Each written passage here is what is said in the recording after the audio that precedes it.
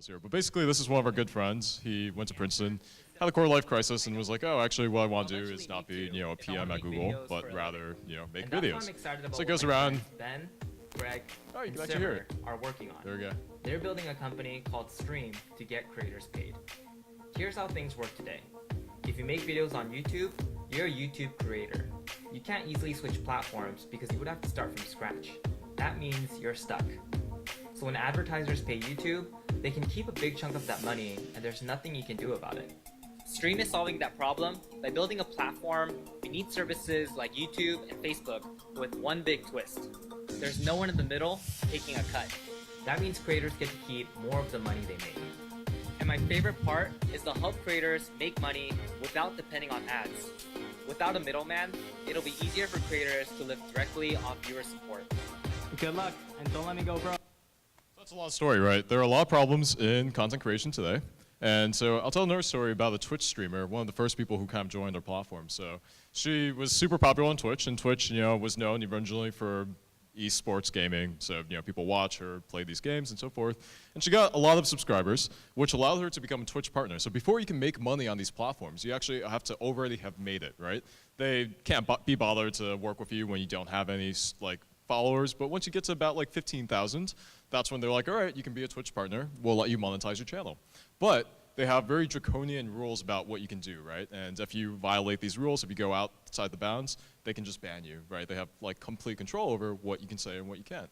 And so she struggled with a lot of problems at home, basically, and had some personal issues. And in one of her streams, right, she actually started breaking down, and actually it resonated so much with her viewers to actually hear her personal story that she became the most popular Twitch stream of that day when she started talking about the issues that she was going on with at home. But as a result of that, actually Twitch was like, hey, you completely violated basically what we agreed that you could talk about, right? You're supposed to be an esports streamer, right? And so I actually terminated her engagement with Twitch to monetize, and overnight she lost 95% of her revenue, right? Her entire livelihood.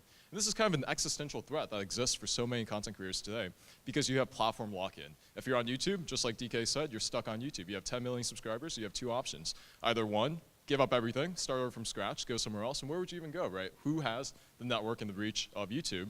Or two, bear whatever tax they want to put on the system, right? So YouTube takes 45% of all revenue. Facebook takes 45% of all revenue. Twitch, Periscope take about 40%, right? This is actually before expenses, so it can actually be basically 100% or even more of all the money you make, right? And it's a problem that affects people of every single level. So for example, one of the most popular content creators, Hank Green, he has over 1 billion views. He wrote a post where he was like, after 8 years of being on YouTube, I've gotten about 1 billion views. And in that time, YouTube's given me about $2 million in revenue. That's not so bad, right, for 8 years of work. Maybe it's not as great as you should get when you're one of the most famous people basically on the internet with 1 billion views, but 8 years of work, $2 million, that's not so bad. But what's the catch? He actually spent $4 million making those videos, right? So he's in the red. In fact, he made about $4 million before YouTube's cut. So he was about break even. And then YouTube was like, I don't care, right? I don't care that you are even at break even right now. I'm still going to take, our 45% cut. So that's a huge issue. And what comes from that? We have a lot of issues like censorship right now. There's the adpocalypse going on, right? So a lot of people are really afraid because they're kind of dependent on these black box algorithms. So Facebook can change an algorithm overnight and you can lose all your money, all your followers, right? YouTube can do the same thing. They can start banning your videos. In fact, one of the most wholesome channels on YouTube, it's this guy called Report of the Week. He's like a 17-year-old. He dresses up in a suit. He goes in his backyard and he just reviews hamburgers. And he's like, this is a delicious hamburger, or this is disgusting. And YouTube demonetized this video. And there was a huge uproar in Reddit. It got 20,000 upvotes because people are like, how could you possibly have restricted this? How could you have thought that this was bad content? But that's the nature of a non-transparent centralized algorithm with imperfect human actors, right, who are kind of going through the system. So we can solve a lot of these problems because let's take a different world. Why is it impossible to really break YouTube's monopoly today? Well, it's because not only do you have to make, if you're going to take down YouTube, a better UI, UX interface, right? Not only do you have to make a better website, but you have to have all the content, all the users, all the content creators, and that's a gargantuan problem, right? YouTube has enormous network effect. But let's nuance that. The network effect is actually not sticky. And so what I would mean by that is people are not on YouTube because they love YouTube, because they're loyal to YouTube, because they would do anything to stay on YouTube. It's because they have no other choice. Why do they have no other choice? Because YouTube controls all the content, all the users, all that data, on their application level. In fact, every single platform does this, right? Facebook does the same thing. If you're on Facebook, YouTube doesn't get access to you. If you're on YouTube, Facebook doesn't get access to you, right? So as a content creator, you have to kind of like, go to all these different platforms or stick on one, but you're really segmenting your reach, right? Your network effect. Let's take a different example, right? So I talked about this a bit earlier, but BitTorrent, for example, was like the earliest kind of iteration of this decentralized technology that we're seeing today, where you could actually have a completely open protocol where you're able to create a new client and immediately start capturing market share, right? If you just make a new WebTorrent client or a torrenting client where you have a better UI, UX, or better interface, you have access to every single piece of content that's ever existed before, right? Because torrents are by design stored on a third-party site where any client can use them. And in fact, you share the same network effect of the same seeders, the same leechers, and so forth. And that's exactly what we're doing, basically, to this industry today, where we're breaking the ability of YouTube to be a monopoly. We're breaking the ability of Facebook to be a monopoly by controlling the content and the user information on a layer, on the protocol layer, separate below the application. So if someone creates decentralized YouTube on our platform, for example, right? And they're like, oh, we're gonna charge 45% fees, right?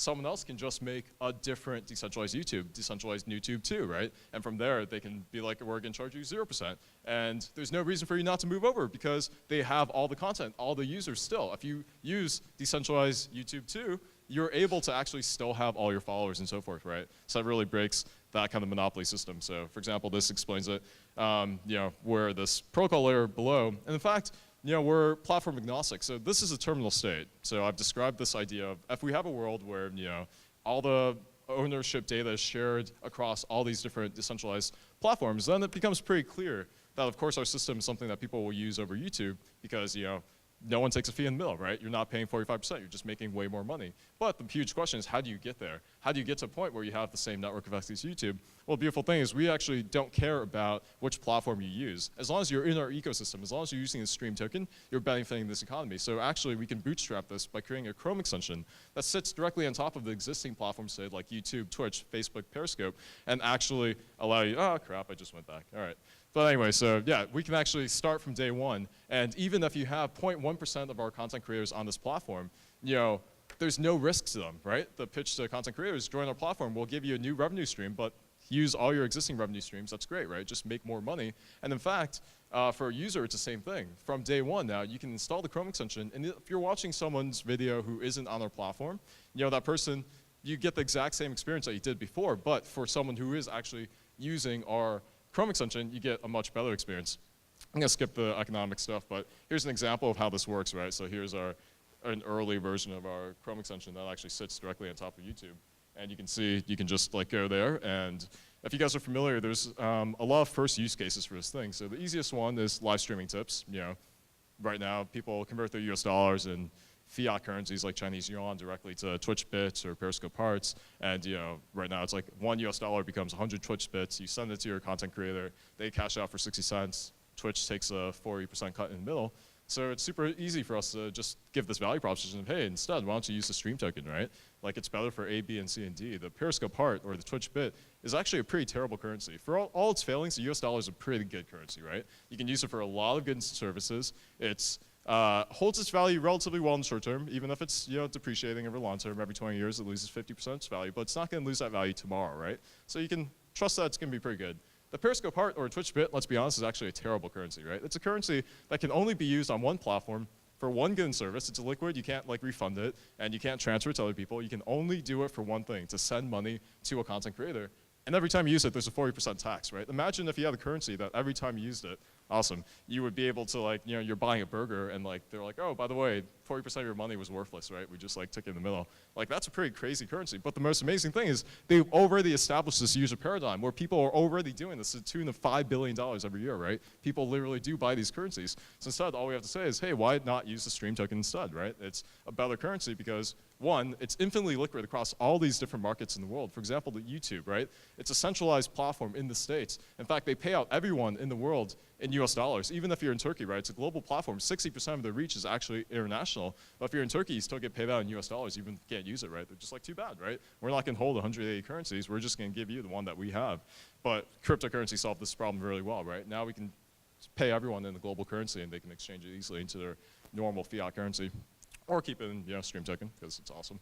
But yeah, besides that, you can actually use this on any platform. You don't have to just use it on Periscope. You can use it on Twitch. You can use it on Facebook, on YouTube, right? And also, every time you use it, there's not a 40% tax in the middle, right? So it's just a lot better in a lot of ways.